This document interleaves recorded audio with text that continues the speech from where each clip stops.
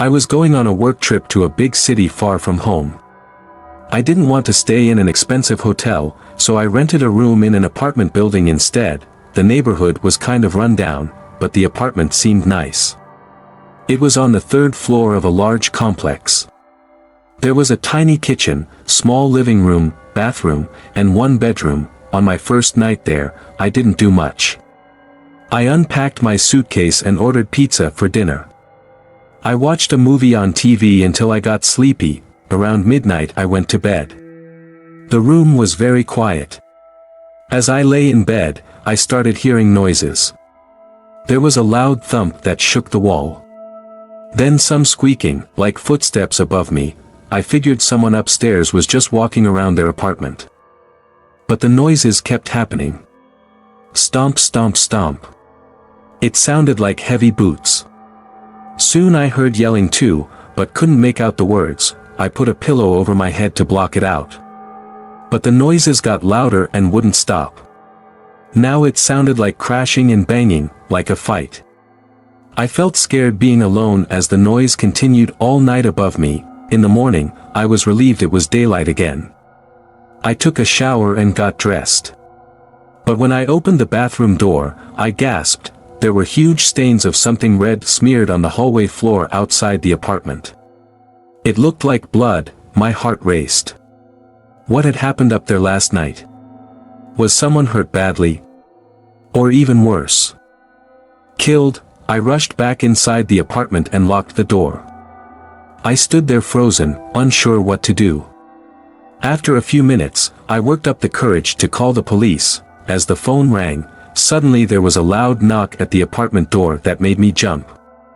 I stayed very quiet, hoping whoever it was would just go away, but then I heard a man's voice yelling, "Open up. I know you're in there." He pounded violently on the door again. Terrified, I backed away, dropping my phone. The man kept shouting, his voice mean and rough. He kicked the door over and over, harder each time. I looked around frantically for somewhere to hide. As the door splintered open, I squeezed underneath the kitchen sink counter. Tucked behind the trash can, a very large man stomped in, wearing big black boots stained with blood. In his hand was a huge knife, the blade also covered in red. I trembled behind the trash can as the scary man walked right by me, heading toward the bedroom. Once he was down the hall, I crawled from my hiding spot. I tiptoed to the front door, keeping an eye on the bedroom. Suddenly the man stomped back out. I froze as he scanned the room. His face was terrifying, with a wild look in his eyes. He must have sensed movement, because he turned and stared right at me. I didn't think, just bolted out the door as fast as I could. I heard the killer running after me, his big boots clomping down the hall.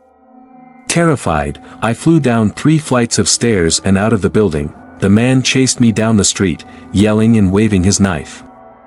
I sprinted around a corner and down another block before finding a busy cafe. I burst inside and screamed for help. Some men grabbed the killer and wrestled him to the ground.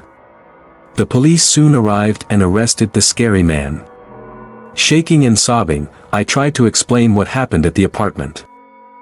The police told me a woman had been murdered in the unit above mine last night. The killer had broken in and attacked her with his knife before coming after me. I was so thankful to have escaped with my life. I canceled the rest of my work trip and took the first flight home. I will never stay alone in a strange rental apartment again. It was the most terrifying night of my life. Thank you for watching. If you like scary stories, kindly like and follow our YouTube channel.